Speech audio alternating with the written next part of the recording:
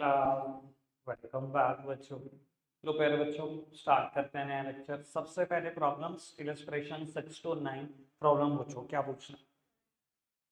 6 9, सीधा 9th problem बताओ। 9th में ऐसा क्या है कि 9th प्रॉब्लम आ रखी है? मेरे को वैसे 6 पे कुछ ना कुछ बात जरूर करनी है, मैं आपको बता देता हूँ। आप पूछो कि नहीं पूछो, मैं जरूर कर लेता हूँ, फिर 9th की भी प्रॉब्लम ले लूंगा। बेटा, आपने इसकी टेबल तैयार करी अच्छे से? टेबल तैयार करी? इधर देखना, थोड़ा सा ना बेटा देख लेना, क्वेश्चन फ्रेमिंग में ना ये थोड़ी सी अच्छी हरकत कर देते हैं। बाबू कहता है कंपनी की ऑथोराइज्ड कैपिटल 60 लाख है, divided into 6 lakh equity share of 10 each. थोड़ा सा ढंग से देखा करो बेटा, यहाँ रुपये लिखा है। आपको पता है ऑथोराइज्ड कैपिटल क्या होती है? मैंने तो बहुत बार बताया था, 11th क्लास से बता रहा हूँ। मेमोरेंडम ऑफ एसोसिएशन याद है, 6 क्लॉजेस में डिवाइडेड होता था। एक क्लोज होता था कैपिटल क्लोज। अब उसमें लिखा होता है maximum amount of capital that a company can raise from the general public. It is known as authorised share capital और नॉमिनल शेयर कैपिटल और रजिस्टर्ड शेयर कैपिटल, तीनों वर्ड सेम। एक कंपनी अपनी पूरी जिंदगी में मैक्सिमम कितने पैसे मांग सकती है, उसे ऑथोराइज कैपिटल बोला जाता है। अब आपको डिसाइड हुआ कि ऑथोराइज कैपिटल आपकी कंपनी की 60 लाख है, पूरी जिंदगी में 60 ही लाख मांग सकते हो। ठीक है, ये फिक्स करता है सेबी, एक अथॉरिटी है। पता है तो पता है, नहीं पता तो बेटा बाद में पता लगेगा जब थ्योरेटिकल लेक्चर होंगे। ठीक है जी, security and exchange board of India, उसे बोलते हैं सेबी। बाबू 60 लाख रुपए फिक्स हुआ। अब ये कोई आपके ऊपर कोई रिस्पॉन्सिबिलिटी, कोई ऑब्लिगेशन थोड़ी है आज ही 60 लाख ले लो। पूरी जिंदगी में 60 लाख ले सकते हो, ये कोई जबरदस्ती आज ही लेने हैं? आज कम ले लो, जितनी जरूरत है उतने ले लो। कहता कंपनी ने 2 लाख की शेयर इशू करे, 10 रुपए वाला है और 3 रुपए का प्रीमियम है। तो बाबू 2 लाख पे 3 रुपए प्रीमियम, यानी कि 6 लाख का प्रीमियम आया होगा कंपनी के पास। आप देख लो, कहीं ना कहीं सिक्योरिटी प्रीमियम आपने क्रेडिट किया होगा 6 लाख। ठीक है बाबू, उसके बाद लास्ट में कहीं कहता है शेयर इशू एक्सपेंसेस हुए 75,000 which were fully written off against security premium. कल जब मैंने लेक्चर शुरू करा था ना, शेयर इशू एक्सपेंस की बात की थी और मैंने कहा था मैं इसको और एनहांस करूंगा, दे दो एक आध दिन, तो आज वो टाइम हो गया। ठीक है जी, आओ जी डिस्कशन शुरू करते हैं। प्लीज मेरी तरफ देखना बेटा। सिक्योरिटी प्रीमियम हमेशा क्रेडिट होता है। मुझे नहीं पता आप कितना अच्छा सोचते हो भाई, सिक्योरिटी प्रीमियम मेरा फ्री का प्रॉफिट है जिसके लिए मैंने 1 रुपया भी नहीं खर्चा। मैंने बोल दिया मेरी प्रीमियम कंपनी है, मैं तो प्रीमियम पे ही बेचूंगा शेयर। लोगों ने प्रीमियम पे खरीद लिया, मुझे फ्री का प्रॉफिट मिला ना, 2 लाख शेयर पे 3 रुपए, 6 लाख रुपए क्रेडिट ही हुआ होगा ना सिक्योरिटी प्रीमियम। और बेटा कहते हैं शेयर इशू एक्सपेंसेस हुए 75,000। बेटा शेयर इशू एक्सपेंसेस हुए, एंट्री क्या हुई होगी? दुनिया के सारे खर्चे डेबिट, दुनिया के सारे खर्चे डेबिट। और बेटा खर्चे के लिए पैसे जेब से गए होंगे। पैसे जब भी जाते हैं बेटा, या तो कैश क्रेडिट या तो बैंक क्रेडिट, और कंपनी के केस में हमेशा बैंक। 75,000 रुपए खर्च हो गए। बेटा क्वेश्चन ने कहा शेयर इशू एक्सपेंसेस को खत्म कर दो बुक से, राइट ऑफ कर दो। लेकिन किससे राइट ऑफ करना? सिक्योरिटी प्रीमियम से। क्वेश्चन ने बोला। अच्छा अगर ये ना बोलता और या सिक्योरिटी प्रीमियम ना होता तो बाबू ये एसपीएल से खत्म होता। कल भी यही करा था, कल आते ही इसको मैं क्रेडिट करता और डेबिट किसको करता? एसपीएल को डेबिट कर देता। यही करता है ना बाबू। अगर क्वेश्चन में सिक्योरिटी प्रीमियम और क्वेश्चन ने कह दिया सिक्योरिटी प्रीमियम से खत्म कर दो, तो सिक्योरिटी प्रीमियम से खत्म कर दो। ठीक है जी, 1 मिनट में खत्म कर देता हूँ, फिर कुछ बात बोलूंगा। सर इसको बुक से खत्म करना है, कैसे कर सकते हैं? साइड बदल दो, ये डेबिट है कर दो क्रेडिट। मैंने कर दिया credit to share issue expenses account. तो वो तो डेबिट किसको करो बेटा? जब उसने कहा सिक्योरिटी प्रीमियम से खत्म करो, तो सिक्योरिटी प्रीमियम से ही खत्म करो। कितने रुपए के खर्चे थे? 75,000, सारे के सारे बुक से खत्म कर दिए। अगर आप इन दोनों का इम्पैक्ट देखो तो इम्पैक्ट समझ पाए। मैंने फ्री के प्रॉफिट कमाए थे 6 लाख, लेकिन मेरे कुछ खर्चे भी हुए थे, कुछ नुकसान भी हुए थे 75,000 के। मैंने 6 लाख के प्रॉफिट से अपने 75,000 के नुकसान को कोप अप कर दिया, यानी कि अभी भी मेरे पास फ्री के प्रॉफिट बचते हैं 5,25,000। ठीक है जी सर, चलो आपने क्वेश्चन के कहने पे तो कर दिया ये। आपको पता है आप सिक्योरिटी प्रीमियम को कहाँ कहाँ यूज कर सकते हो? ये आपकी मर्जी है, ये हर खर्चे और लॉस के अगेंस्ट यूज नहीं हो सकता। सेक्शन 52(2) है आपकी बुक में, सेक्शन 52(2) जो डील करता है कि सिक्योरिटी प्रीमियम का कहाँ इस्तेमाल कर सकते हो। दिखाने का तो बाबू मैं बड़ी सीधी सीधी सी बात बता देता हूँ, आपकी मर्जी नहीं है कि सिक्योरिटी प्रीमियम को कहाँ यूज कर दो। फिलहाल इस क्वेश्चन एक आता शेयर इशू एक्सपेंस के अगेंस्ट यूज कर लो, मैंने कर दिया। पर बेटा ये हमारी मर्जी नहीं है कि इस प्रॉफिट को मैं किसी भी लॉस से सेट ऑफ कर सकता हूँ, बिल्कुल भी नहीं। कंपनी लॉ में, कंपनीज एक्ट 2013 में एक सेक्शन गिवन है, सेक्शन 52(2), जो इस बात से डील कर सकता है कि सिक्योरिटी प्रीमियम को कहाँ कहाँ यूज करना है। और मैं वो सारे इस्तेमाल लिख रहा हूँ, अभी चर्चा कर रहे हैं, उसको पैक कर देंगे। ये थियोरेटिकल चर्चा पर बता देता हूँ, वन फाइन डे आप बोर्ड के एग्जाम में इसको देख लीजिए, किसी भी दिन देख लोगे इसको, पर तगड़ी चर्चा, अच्छा हो जाएगा इसमें। ठीक है जी। तो आओ मेरे साथ साथ लिखना शुरू करेंगे नया कंसेप्ट, कंसेप्ट नंबर 72 या 1, 72 है ना, देखना।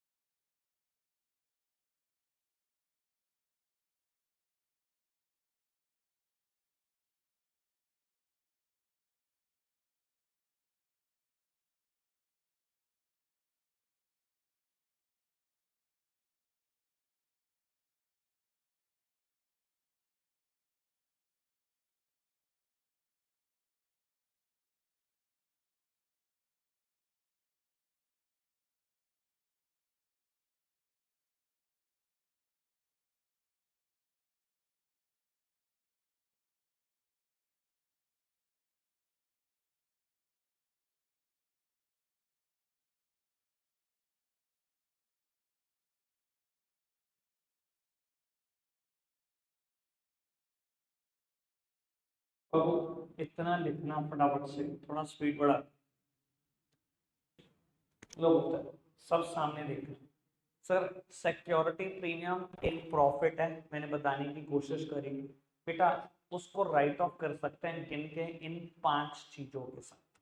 5 में से 4 का डिस्कशन मैं आज ही निपटा दूंगा, एक का डिस्कशन थोड़ा सा बड़ा है, थ्योरेटिकल जब चैप्टर होंगे तब करूंगा। क्या हो सकता है 4 का भी, मैं 3 का ही बताऊंगा। ठीक है जी बाबू, सबसे पहले बता देता हूँ इस प्रॉफिट को, जो सिक्योरिटी प्रीमियम है, इस प्रॉफिट को इन 3 लॉसेस के साथ राइट ऑफ किया जा सकता है। ये जो 3 बातें लिखी हुई हैं, तीनों ही लॉसेस हैं, आराम से समझ लेना कैसे। बेटा पहली चीज लिखी हुई है प्रीलिमिनरी एक्सपेंसेस। बेटा ये कौन सा एक्सपेंसेस होते हैं? बेटा कंपनी के फॉर्मेशन में जितने भी खर्चे होते हैं उन्हें बेटा बोला जाता है प्रीलिमिनरी एक्सपेंसेस। कंपनी बनाने में जितने भी खर्चे होते हैं, चाहे वो आपने आरओसी को कोई फीस दी, चाहे बेटा सीए से डॉक्यूमेंट रेडी कराए, चाहे बेटा शेयर मार्केट को लिस्ट कराने के पैसे दिए, चाहे बेटा memorandum association, article of association बनवाए सीएस से, उसको कोई फीस दी। कंपनी बनाने में जितने खर्चे हुए बेटा, उन सबको बोला जाता है प्रीलिमिनरी एक्सपेंसेस। मेरे खर्चे मेरे नुकसान है, मेरे प्रॉफिट के साथ खत्म कर सकता हूँ जी, कर सकता हूँ। बेटा सिक्योरिटी प्रीमियम गिन के इन 3 खर्चों के अगेंस्ट यूज हो सकता है। कंपनी बनाने के खर्चे, शेयर बेचने के खर्चे, शेयर इशू करने के खर्चे। ठीक है जी बेटा, शेयर बेचने के खर्चे। इधर देखना मैंने टर्म लिखी हुई है, कमीशन और discount of issue, discount on issue of share debenture. बेटा कमीशन और डिस्काउंट ऑल्दो कोई एक वर्ड नहीं है बेटा, यहां कमीशन से मतलब जिनको पता है उनको पता है, अंडर राइटिंग कमीशन से।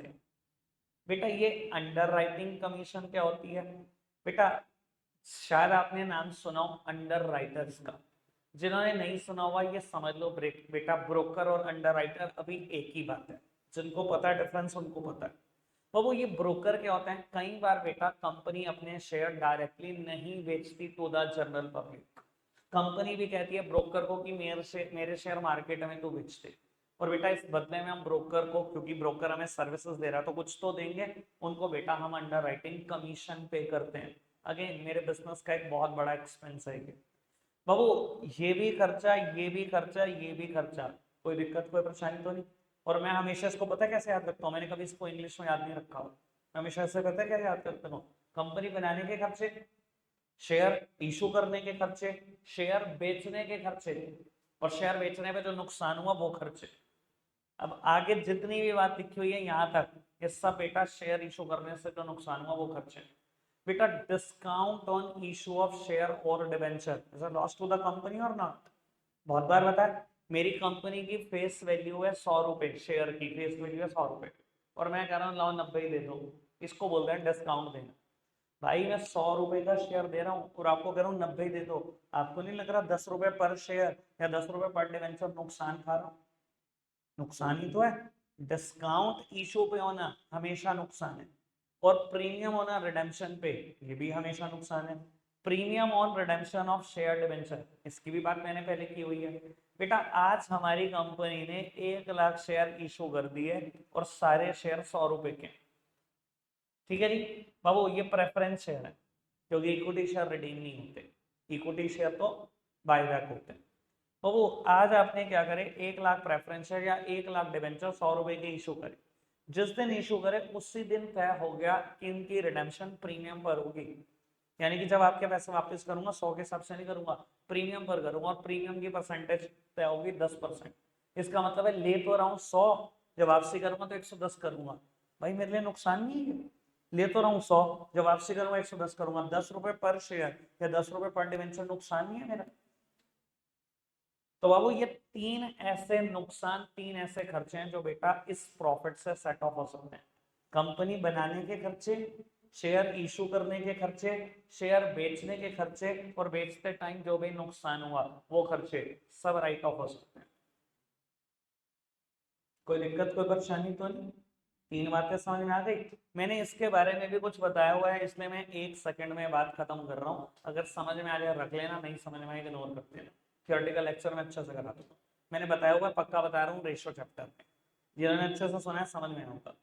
बाबू कंपनी के पास प्रॉफिट पड़ा है, प्रॉफिट देने के अपने शेयर होल्डर को दो रास्ते हैं, एक तो मैं डिविडेंड बांट दूं वो रास्ता है, एक है बेटा डिविडेंड ना बांटू, बोनस शेयर दे दो। और मैंने बताया था बोनस शेयर के केस में ना बच्चों एक ही एंट्री होती है, reserves and surplus account debit to equity share capital. कह दे बच्चा है कि मैंने नहीं बताया, कम से कम 3 बार जर्नल एंट्री इससे पहले बोर्ड पर लिखी हुई है मैंने। ठीक है ना जी बाबू, ये रिजर्व्स एंड सरप्लस कम करो, मतलब प्रॉफिट कम करो और शेयर दे दो। बेटा रिजर्व्स एंड सरप्लस का एक पार्ट सिक्योरिटी प्रीमियम भी तो होता है। कितने रिजर्व्स एंड सरप्लस पड़े हुए हैं वहां पर, capital reserve, capital redemption reserve, debenture redemption reserve, reserve, other fund, surplus, security premium. पढ़ा नहीं मैं सिक्योरिटी प्रीमियम?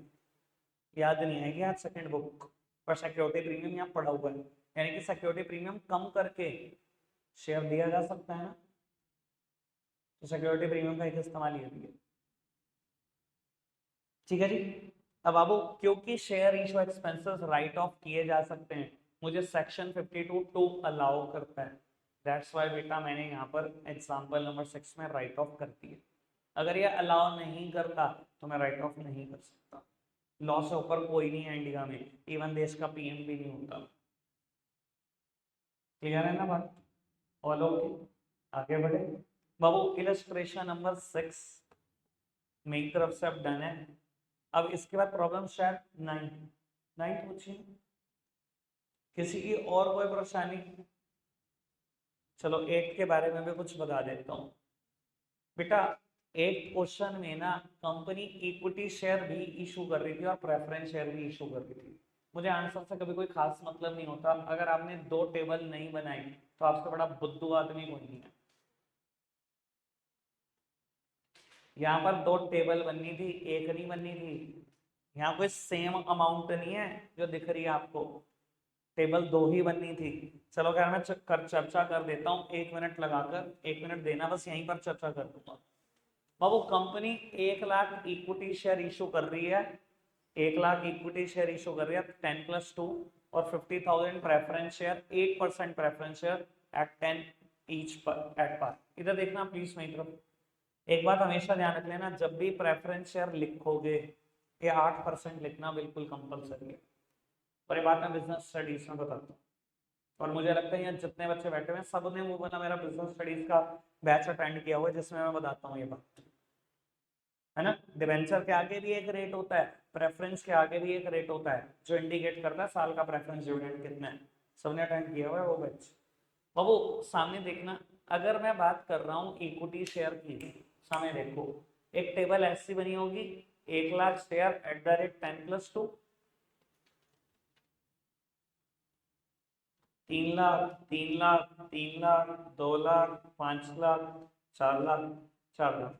और अगर मैं प्रेफरेंस की बात करूं, 50,000 preference share at the rate 10 each, 343, 1.5 lakh रुपए, 1.5 लाख, 2 लाख, 2 लाख, 1.5 लाख, 1.5 लाख। इधर देखना मैंने बहुत स्पीड पे टेबल बनाई है और अमाउंट भी लैक्स में पूरी नहीं लिखी, आप पूरा लिखना सब कुछ। बाबू इस क्वेश्चन की रिक्वायरमेंट क्या थी, record these transaction in journal and cash book of the company. Cash book बनानी है तो ये तो भूल जाओ बेटा, ये तो सारी ट्रांजैक्शन कैश बुक में ही चली जाएंगी, सारी बैंक की ट्रांजैक्शन, सारी की सारी ट्रांजैक्शन बैंक की दिखाई दे रही है। और बैंक का बैलेंस कितना है ये भी बता देता हूँ, 12 लाख तो यही आ गया, 12 और 2 14, 14 और 3 17। बैंक का बैलेंस शीट आया होगा 17 लाख रुपए। अब बेटा मुद्दा सिर्फ यही है कि जर्नल एंट्री कितनी होनी थी, ये 6 जर्नल एंट्री होनी थी। बात यह है कि आप इसको कंबाइंड भी कर सकते हो, इतना मुश्किल नहीं है। अच्छा इसकी जर्नल एंट्री क्या करते, share application to share application to share capital, इसकी share allotment debit to share capital to security premium, इसकी share first call to share capital. Same बात यहाँ पर करते, बस यहाँ पर प्रेफरेंस शेयर तो एंट्री क्या करते, preference share application to preference share capital, और जहां जहां प्रेफरेंस वर्ड है उसके सामने 8% भी लगाते जाना, ठीक है ना जी। Preference share allotment to preference share capital, preference share first call to preference share capital. चाहो तो 6 एंट्री अलग कर लो, कोई दिक्कत नहीं है। आपको लगता है मुझे कंबाइन करनी है, कंबाइन करो, टेंशन फ्री। एप्लीकेशन के साथ एप्लीकेशन की बात करो, अलॉटमेंट के साथ अलॉटमेंट की बात करो, फर्स्ट कॉल के साथ फर्स्ट कॉल की बात करो। बाबू पहले एप्लीकेशन की एंट्री, आप सोचो खाली इक्विटी शेयर होते हैं, आप एप्लीकेशन की एंट्री क्या करते हो, share application to share capital account, कितने रुपए, 3 लाख, ठीक है। अगर प्रेफरेंस की करोगे तो एंट्री क्या करोगे, preference share application to preference share capital, लो हो गई combine, preference share application debit to preference share capital, कितने रुपए से एंट्री होनी है, 1.5 लाख, हो गई कंबाइन। इतना मुश्किल है, अलॉटमेंट को भी ऐसे ही करना है। क्या करोगे, शेयर अलॉटमेंट अकाउंट डेबिट कितने रुपए से, 5 lakh, preference share allotment account debit 2 lakh, to share capital 3 lakh, to security premium 2 lakh, to preference share capital 2 lakh. Same ऐसी फर्स्ट कॉल, ठीक है जी। तो इतना भी घबराने की जरूरत नहीं, ऐसा कुछ है ही नहीं हाई कवर, टेबल दो बननी थी बस, मैं ये बता देता हूँ। आगे बढ़ाओ जीवन बेटा, इलस्ट्रेशन नंबर 9, क्या प्रॉब्लम है, टेबल बना ली, फिर क्यों पढ़ना है जी। Shiva limited issued 2 lakh shares of 10 each at a premium of 10%, ये 10% ने परेशान किया। चलो 1 मिनट मेरी बात सुन बाबू, 1 मिनट सुन लेना, काम की बात है बाद में फंसोगे। बाबू इसने आज दिया कि प्रीमियम का रेट है 10%। चाहे प्रीमियम का रेट हो, चाहे डिस्काउंट का रेट हो, चाहे डिविडेंड का रेट हो, तीन बातें बोल रहा हूँ। प्रीमियम का रेट, डिस्काउंट का रेट, चाहे डिविडेंड का रेट, तीनों रेट फेस वैल्यू में मल्टीप्लाई होते हैं। ये रीफेस वैल्यू कंपनी के शेयर की, 10 रुपए का शेयर है, 10% का प्रीमियम, मतलब 1 रुपए का प्रीमियम। ठीक है, 10+1 में इशू हो रहे हैं शेयर, 2 लाख शेयर। अच्छा जी, एप्लीकेशन पर प्रीमियम है। अच्छा जी, अलॉटमेंट 4 रुपए की है, फर्स्ट एंड फाइनल को 2 रुपए की है। कहता कंपनी ने रिसीव करे हैं 1,80,000 शेयर की एप्लीकेशन, और बेटा सारी के सारी एक्सेप्ट हुई, सब कुछ हो गया। तो दिक्कत क्या है, मैं समझ नहीं पाया इसमें। इधर देखना, क्वेश्चन पूरा 1,80,000 से होगा, क्वेश्चन पूरा 1,80,000 से होगा, 2 लाख से होगा। 1,80,000 अंडर सब्सक्रिप्शन ऑफ शेयर का क्वेश्चन है। ठीक है जी भाई, मैं जरूर 2 लाख बेच रहा हूँ। जब लोग 1,80,000 अप्लाई कर रहे हैं तो पैसे 1,80,000 के हिसाब से तो देंगे, 2 के हिसाब से कैसे दे देंगे? कंसेप्ट तो यही है बाबू। एप्लीकेशन पर कितने रुपए आए? 5 आए, 4+1 लिखना, क्योंकि प्रीमियम 1 रुपए का एप्लीकेशन में है। अलॉटमेंट पूरे 4, फर्स्ट एंड फाइनल कॉल 2। इधर देखना, पैसे आते टाइम कभी नहीं देखता किस बात क्या है। 1,80,000 मल्टीप्लाइड बाय 5, सीधा का सीधा 9 लाख रुपए आए। और बाबू अब सोचूंगा कि पैसे किस बात क्या है। 1,80,000 मल्टीप्लाइड बाय 4, 7,20,000 रुपए शेयर कैपिटल के आए, और 1,80,000 मल्टीप्लाइड बाय 1,80,000 SPR के आए। बाकी तो कुछ है ही नहीं क्वेश्चन में। तो ये इतनी मुश्किल प्रॉब्लम मत पूछा करो, मुझे डर लगता है बेवजह की प्रॉब्लम कर रहा हूँ मैं ये। क्या बताऊँ इसमें, मुझे खुद नहीं समझ में आया क्या बताना है अभी तक। तो जनरल एंट्री करके दिया, फिर बताऊँ क्या? खुद भी इसे खुद भी नहीं पता प्रॉब्लम क्या थी। बाबू एक नया कंसेप्ट लिखना, कंसेप्ट नंबर 73 होगा, लिखो जी।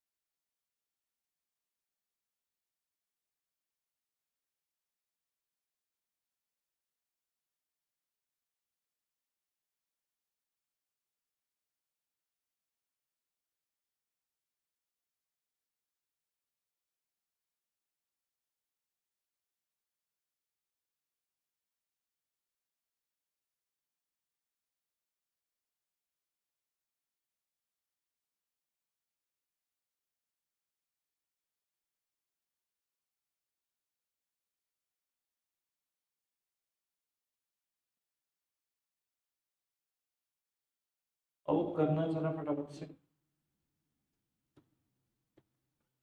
और बात सब सोचने वाली है, सामने देखना बेटा। पहले पार्ट में तो प्रॉब्लम हो ही गई। 10,000 शेयर 20 रुपए का एक, यानी कि 2 लाख रुपए के शेयर दिए हैं प्रमोटर को। बेटा प्रमोटर को शेयर दिए हैं, कल भी बात की थी, आती जो पहला क्वेश्चन किया था उसमें बात की। शेयर जब भी इशू करते हैं, क्या करते हैं बेटा? शेयर कैपिटल को क्रेडिट करते हैं, चाहे इक्विटी शेयर कैपिटल लिख लेना, चाहे शेयर कैपिटल। 2 लाख रुपए डेबिट किसको करोगे? Incorporation cost. बेटा इनकॉर्पोरेशन कॉस्ट को डेबिट कर दिया। वैसे मैं बता देता हूँ, कुछ बुक इसको प्रीलिमिनरी एक्सपेंसेस भी लिखती हैं, और अभी बताया मैंने प्रीलिमिनरी एक्सपेंसेस का मतलब क्या होता है? कंपनी बनाने के जितने भी खर्चे, प्रमोटर वही तो करता है, कंपनी बनाने के खर्चे। यही बताया था ना उस दिन भी। अगर आप प्रीलिमिनरी एक्सपेंसेस को डेबिट करना चाहो, वो भी बिल्कुल इक्वली ठीक है, चाहे इनकॉर्पोरेशन कॉस्ट लिखो चाहे प्रीलिमिनरी एक्सपेंसेस। बात समझ में आई? तो बाबू 2 लाख रुपए खर्च हो गए, ठीक है, कंपनी ने मान लिया मेरे खर्चे और शेयर दे दिए, ठीक है। बाबू एक बात बताना, टॉपिक चल रहा है issue of share for consideration other than cash. हम शेयर इशू कर रहे हैं और बदले में कैश भी नहीं आ रहा, शेयर इशू कर रहे हैं, कैश आ रहा है? नहीं आ रहा ना कैश, दिख रहा है बात? आगे बढ़ाना जरा बात। बाबू क्या कहता है, 2000 शेयर 20 रुपए वाले यानी कि 40,000 रुपए के शेयर अंडर राइटर को दे दिए, क्योंकि हमें उसको अंडर राइटिंग कमीशन देनी थी। बाबू किसने क्या क्या एंट्री करी, एक मिनट हैंड रेस करके बताना, किसने, जिसने करी है वो हैंड रेस कर लो, फिर पूछता हूँ किसने क्या क्या करी है। क्या की Mansi entry? Share issue expense लिख दिया, डायरेक्ट अंडर राइटिंग कमीशन लिख देते। वैसे ये शेयर इशू एक्सपेंस नहीं है, ये शेयर बिकवाने का खर्चा है, इशू करने का खर्चा नहीं है। इशू करने के खर्चे और होते हैं, जैसे प्रोस्पेक्टस का खर्चा हो गया। अब वो आपने लिखना ही था तो सीधा अंडर राइटिंग कमीशन लिख देते। दुनिया के सारे खर्चे डेबिट होते हैं, अंडर राइटिंग कमीशन भी डेबिट होती है। आओ जी बेटा, एंट्री क्या की होगी, underwriting commission account debit, underwriting commission account debit to, किस किसने सीधा कर दिया, टू शेयर कैपिटल। बाबू गलत नहीं है, पर ना बेटा इस फील्ड में ना, मतलब पर्टिकुलरली इसके लिए बात बोल रहा हूँ, ठीक है ना, हम ना पहले एंट्री को ड्यू करके दिखाते हैं, देन पे करते हैं। मतलब under writing commission account debit, दुनिया के सारे खर्चे डेबिट होते हैं, तो अंडर राइटर मैंने दिखा दिया कि मैंने अंडर राइटर के पैसे देने हैं, पहले अमाउंट ड्यू करी कि तेरे 40,000 देने हैं, ठीक है जी, और फिर एंट्री करी underwriter to, underwriter account debit to share capital 40,000।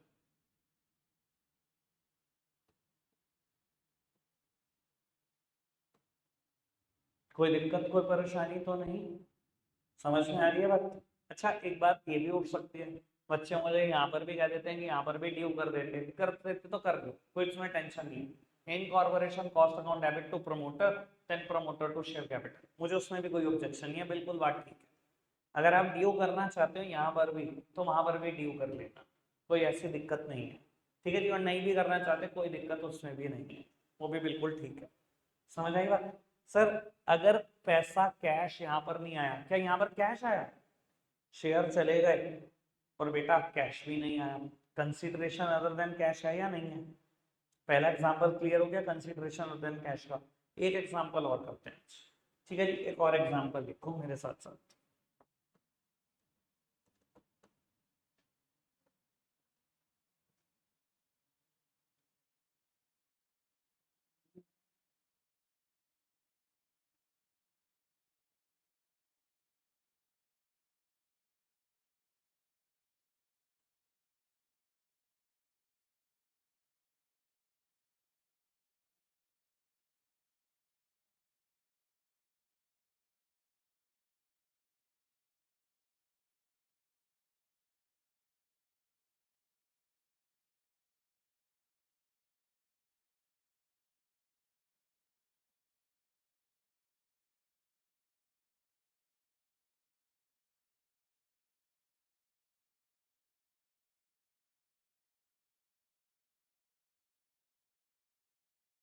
Question note down कर लो बस फटाफट से।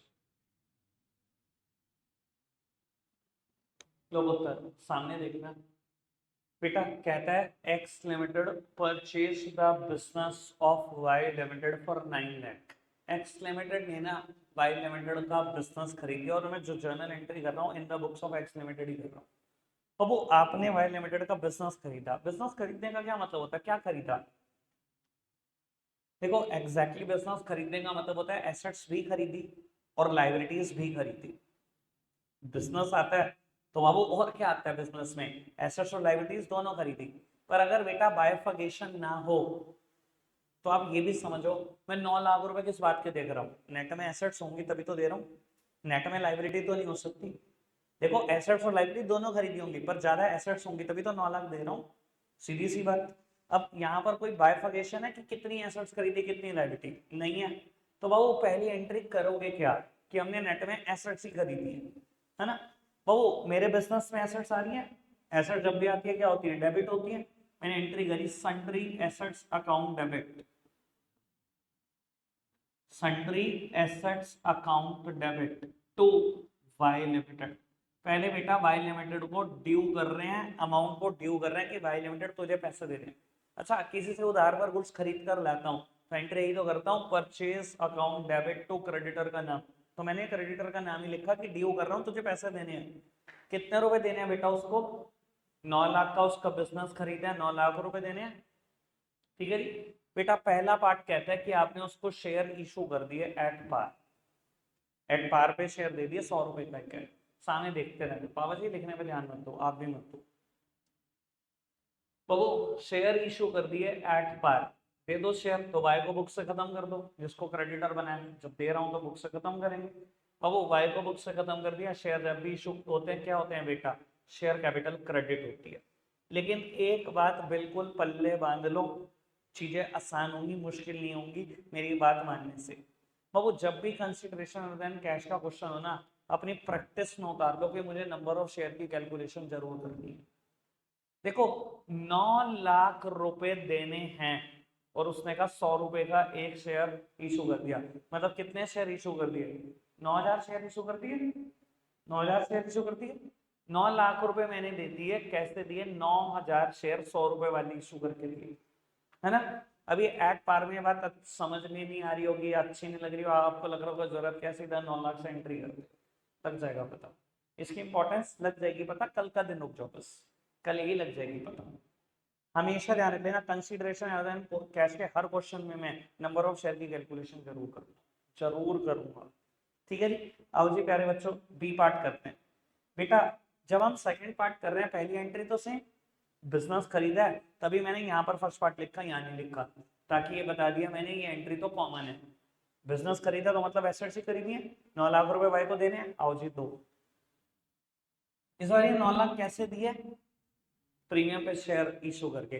प्रीमियम मेरा फायदा है नुकसान है, फायदा क्या होता है हमेशा, क्रेडिट होता है। आओ जी एंट्री में क्रेडिट कर दो, सिर्फ एंट्री एंट्री कर दो, अमाउंट भूल जाओगे। वाई लिमिटेड को पैसे दे रहा हूं, बुक से खत्म करो, शेयर कैपिटल क्रेडिट, उत्तर सिक्योरिटी प्रीमियम फायदा है, अभी आपने बताया वो भी क्रेडिट। मेन तरफ देखना, समझदार को इशारा काफी, मैं कुछ भी अमाउंट नहीं लिखूंगा, सिर्फ पूछूंगा प्रीमियम मेरा फायदा है, आप सबने बताया हाँ, क्यों फायदा नुकसान है प्रीमियम। आज पहले यही तय कर लो, ऐसी भी कंफ्यूज हो गई। प्रीमियम तो हर हाल में फायदा है ना, बस मैं आपसे एक क्वेश्चन पूछना चाहता हूँ, इसमें कोई पेच नहीं है, प्रीमियम तो फायदा ही है, इसमें नहीं फंसा रहा हूँ। बस मुझे एक बात बताओ, नंबर ऑफ शेयर मैंने 9,000 से ज्यादा इशू करे होंगे या कम, अच्छा सोचना, यहाँ कैलकुलेशन ना सोचो, कहीं तो मल्टीप्लाई डिवाइड सोचने सिर्फ ये सोचो, अगर प्रीमियम मेरा फायदा है, number of share come issue करे होंगे ज्यादा, बताओ ये भी डिसाइड कर ज्यादा। अगर मैंने 9,000 से ज्यादा शेयर दिए हो, मान लो 10,000 दिए हो, फिर काय का फायदा हुआ, फिर तो एट पार में ठीक था, 9,000 शेयर तो यही गए थे, इससे ज्यादा शेयर दे दिए मैंने दूसरी कंपनी को, क्या बात कर रहे हो यार तुम, इतने लल्लू लालो, इतनी अच्छा भी नहीं सोचते। Number of share come issue करे होंगे ना, प्रीमियम फायदा है ना। इधर देखो मेरी तरफ बेटा, 9 लाख रुपए देने हैं वाई लिमिटेड को, सामने देखो मेरी तरफ, 9 लाख रुपए देने हैं वाई लिमिटेड को। बेटा मेरा शेयर इस बार 100 का नहीं 120 का, 120 का है ना मेरा शेयर, 100 रुपए फेस वैल्यू और 20 रुपए प्रीमियम, यानी कि मैंने कितने शेयर इशू करे होंगे, जब आप कैलकुलेट करोगे शायद ये 7500 शेयर आएंगे, फिर भी एक बार मैं देख लेता हूँ, हाँ 7500 शेयर आएंगे। ठीक है जी, सामने देखना, मेरा तरीका देखना, मैं अमाउंट कैसे फिल करता हूँ। 7500 शेयर इशू करे, है ना बेटा, शेयर कैपिटल के सामने सिर्फ फेस वैल्यू जाती है, मेरे शेयर की फेस वैल्यू कितनी है 100, बेटा प्रीमियम कितना था 20, बेटा 7.5 लाख रुपए के शेयर मैंने कायदे से 9 लाख रुपए में पेल दिया और 1.5 लाख का फायदा कमा लिया, ये हुआ एक्चुअल, अगर मेरे को रीडिंग ही करनी है तो। इसीलिए बोल रहा हूं नंबर ऑफ शेयर की कैलकुलेशन जरूर करना, ये अमाउंट फिल करना हमेशा आसान होगा, हमेशा, वरना फंसे रहोगे अमाउंट कितनी आएगी। क्लियर हुई बात, अच्छे से, है ना। 9 लाख देने थे, कायदे से मैंने 7.5 लाख के शेयर दिए, 1.5 लाख तो फ्री में कमा लिया उससे। क्लियर। आपके लिए सिर्फ 2 होमवर्क हैं, इलस्ट्रेशन नंबर 10 एंड 11। बाबू अब जिसका पिछला छुटा हुआ है 3 बच्चे, और बाबू ये दोनों सबके पूरे चाहिए। चैप्टर खराब नहीं होना चाहिए, बिल्कुल भी ध्यान रखना। रख रहे हैं आज के लिए इतना ही है। बाय।